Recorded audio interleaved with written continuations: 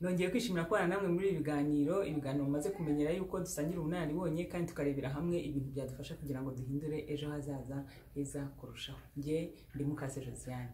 Uyu munsi turaganira ibintu 8 tutitaho kandi bigatwara amafaranga yacu bigatuma tutabasha kuzigama. Kuzigama ni umuco mwiza ariko ugora abantu benshi kugira ngo tubashe kuwushyira mu bikorwa. Usanga kenshi bigoye, usanga umuntu iyo bamubwiye kuyuzigama avuga ati amafaranga yose arashira maze nkasigara nta kintu na kimwe mfite. Bishatse kuvuga yuko umuntu asigara ari mu myenda, ariko ni umuco tugomba kwiga, tukagomba kuwushyira mu bikorwa. Ibintu 8 umuntu ashobora kureba aho bitwara amafaranga kandi umuntu yakoresha mu kuzigama ni ibi bikurikira.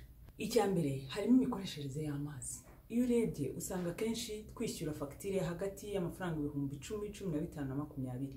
Ugasanga hari amafaranga umuntu ashobora gutekereza kugabanya aho ngaho akoze ibintu bimwe na bimwe byatuma afata amazi ntayakoreshe nabi. Harimo nko kuba umuntu yafata amazi mu gihe yoza amenyo, mu gihe akaraba, kureba uburyo imikoreshereze y'amazi imeze, ukareba mu bwiherero imikoreshereze y'amazi imeze gute, ese abantu bamanura amazi byagenze gute, bagomba kuyamanura ryari. Ibyo ngibyo byose ukagenda ubitoza, ubyitoza wowe kandi ubitoza n'abantu mubana mu rugo. Ugiye gukaraba akamenya yuko ashyiraho ibase amazi ntagende. Ugiye koza ibintu akamenya yuko ibintu ashyiraho amabase, ashyiraho ibintu bitega amazi ntagende. Hanyuma kuri robine ese bahakorera iki? Nimba bavoma bakavoma mu ijerekani bakabasha gukoresha, ntibakoreshe amazi agenda, kuko gukoresha amazi agenda bituma wishyura fagitire ndende kandi bitari ngombwa. Icyo gihe ushobora kuyagabanyaho, ukagabanyaho nk'ibihumbi 10 cyangwa ukagabanyaho nk'ibihumbi 5. Iyo ni imikoreshereze y'amazi. Iyo turebye ku bijyanye n'umuriro, iyo urebye umuriro usanga kenshi twishyura 20,000 no kuzamura.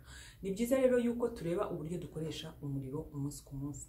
Amatara agacanwa ari ngombwa, ku manywa hagakoreshwa urumuri rwo hanze, ugafungura amadirishya, ugafungura amarido, hanyuma amatara agakoreshwa gusa mu gihe ari nijoro. Byagera nijoro naho amatara agomba kwaka ari uko hari abantu muri icyo cyumba. Ntimwatse amatara nta bantu bari mu cyumba, amatara akaka ari uko abantu bari mu cyumba. Nijoro naho kandi hanze ntimucana amatara hakibona, saa 11 mubone amatara yo hanze yose araka. Oya, ahubwo mugomba kuyacana ari uko bwije. Ikindi kintu gitwara amafaranga kenshi usanga ari ugukoresha abakozi benshi mu rugo. Uko ugenda ugira abakozi benshi mu rugo niko n'ibyo utanga byiyongera. Ugasanga ibyo mukoresha umunsi ku munsi biriyongera. Isabune iriyongera, ayo mazi ariyongera, ibiryo biriyongera, mbese usanga ibintu byose byiyongera, hakiyongeraho umuntu umwe cyangwa 2 waba utunze mu rugo. Icya kane gitwara amafaranga mu buryo umuntu atatekereza ni igihe ugiye nko ku isoko utanditse ibyo ugomba guhaha umunsi ku munsi. Icyo gihe iyo utabyanditse usanga ugura ibyo ubonye byose, ariko iyo wabyanditse ugura ibyo ukeneye. Urabanza ukabyandika bitewe n'amafaranga ufite, ukandika ibyo ukeneye byakenerwa kugira ngo bibashe kugira umumaro imibiri yanyu, hanyuma noneho akaba ari byo ugura. Ntugende ugura n'ibyo udakeneye, kandi hari n'igihe usanga unabifite mu rugo, ariko kubera yuko uhuye nabyo utarubizi ugasanga ugiye kugura ibintu utarukeneye. Icya gatanu ni mu gihe mutunze imodoka 2 mu rugo, kubera yuko mwese muba muzikoresha kandi zikeneye essence, zikeneye entretien, zikeneye ibyo bikoresho byose bikenewe kugira ngo imodoka ibashe kugira ubuzima bwiza, nimba ariko nabivuga. Ibyo ngibyo byose ni ibintu bitwara amafaranga, kandi mushobora gukoresha imodoka imwe mukiha gahunda, mugakoresha imodoka imwe bikabasha kugenda neza. Ayo mafaranga akaba yazigamwa, akaba yakoreshwa ibindi cyangwa akabyazwa umusaruro. Icya gatandatu ni mu gihe urimo kugura imyenda. Usanga kenshi tugura imyenda yaba iyacu, yaba iy'abantu bakuru, yaba iy'abana, tutabifite muri gahunda. Wahura nayo ugapfa kuyigura kandi uyifite, ufite akabati kuzuye imyenda. Wahura n'imyenda y'abana ukagura, wahura n'inkweto z'abana ukagura. Ugomba kubanza ugasuzuma neza ibyo ufite, ukareba neza ese urimo kubikoresha neza, ese urayambara, ese abana ntibarenga batayambaye. Ukareba ibyo ufite, hanyuma noneho ukabasha kureba ibyo ugura n'ibyo utagura. ukareba ukabona ufite amasakoshi menshi, mu kabati, ariko bazana isakoshi ukagura. Hagira uwerekana amasakoshi, ngo ndavuga ku badamu, ukagura. Icyo gihe usanga hari amafaranga menshi agenda kandi wakabashije gufata ukazigama ukaba wakoresha ibindi. Ikindi ku badamu usanga nanone bafite ibintu by'ubwiza bitandukanye. Bacisha hano ukagura, bacisha hano amaherena ukagura, bacisha hano ibyo kwisiga ku munwa ukagura, makeup iyo ariyo yose ukayigura.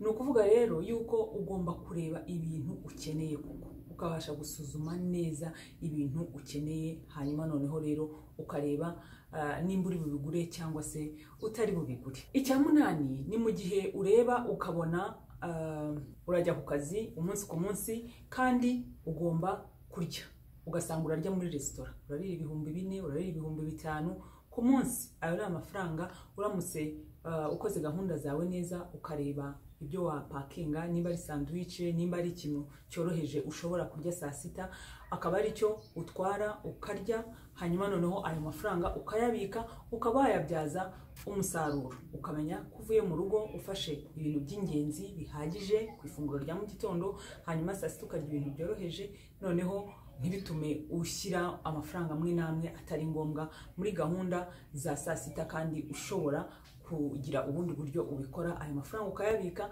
ukayazigama, hanyuma akaba yabyazwa umusaruro mu bundi buryo.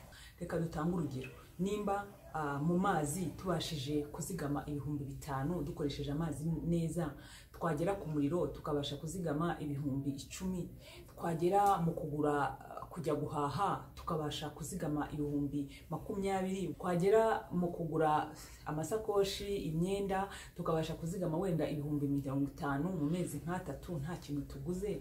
Ayo ni amafaranga menshi. Iyo ugiye uyateranya ukayateranya, abyara amafaranga menshi wabasha kuzigama ukayabyaza ayandi. Iyo twifuza kugera kure, kuzigama biragenda. Tugomba kujyana n'umuco wo kuzigama, kubera yuko iyo twizigamiye bidufasha kugira ngo tubashe kugira amafaranga twifashisha iyo byakomeye, twifashisha iyo hari ibintu byihutirwa bikeneye amafaranga, cyangwa se tukayazigama tukayabyaza ayandi, ayo yandi nayo akagenda abyara ayandi. Ayo mafaranga uko agenda abyara ayandi atuma turushaho kwisanzura mu mafaranga, tukarushaho kubona ibyo dukeneye byose muri rusange, tukarushaho kuba twagira umumaro ku miryango yacu, cyangwa se twagira umumaro ku gihugu cyacu, cyangwa se twazaba bakuru tutagifite izi mbaraga zo gukoresha, bikadufasha kugira ngo tubashe kubaho neza, tube dufite amafaranga yo kwivuza, twe kuruhanya, twe kurushya abana, kuko nabo baba bafite ingo zibagoye, baba bafite ubuzima bwabo bagomba kubaho. Ayo mafaranga adufasha kugira ngo tubashe nabo kubafasha mu gihe hari utifashije, cyangwa se abashe kutubashisha kubaho neza mu gihe tutagifite imbaraga zo gukora. Kuzigama rero ni umuco mwiza tugomba kugendana mu gihe twifuza kugera kure, kandi utwo tuntu duto dutwara amafaranga yacu tukabasha kubitekerezaho neza mu gihe tugiye gusohora amafaranga. Tugomba gukora iki rero? Tugomba kwitondera uburyo dusohora amafaranga, tugahagarika kugenda tugura ibintu byose tubonye mu nzira. Waba ufite ikintu wifuza kugura, ukagura ikintu ukeneye atari uko ari icyo ushaka. Ikintu ukeneye kuvuga uti iki ngiki ndagikeneye kuko ntago nabaho ntagifite. Ariko mbere yo kugira ngo tujye kugura ibyo tugura byose, tubanze dusuzume ese ibyo dufite turabikoresha neza. Tubanze turebe ese imyenda dufite mu kabati turayambara, ese inkweto dufite zuzuye utubati turazambara mbere yo kugura izindi. Hanyuma umuco wenda na babwira kugira ngo mubashe kubasha kugura ibintu mu gihe nyacyo, nimba ushaka kugura ikintu, banza wihe nk'ibyumweru 2 cyangwa ukwezi, ucyandika ahantu uvuga uti ikintu ndashaka kukigura. Numara kucyandika ahantu, umara ukwezi utegereje. Ukwezi ni gushira, ukabona cya kintu kigikeneye, uzakigure. Ariko icyo nzi cyo kenshi bigera icyo gihe icyo kintu utagikeneye. Tugabanye kugura, tugabanye kugenda tutagaguza amafaranga hirya no hino, ahubwo tubashe kugira ngo tuyabike, tuyabyaze umusaruro.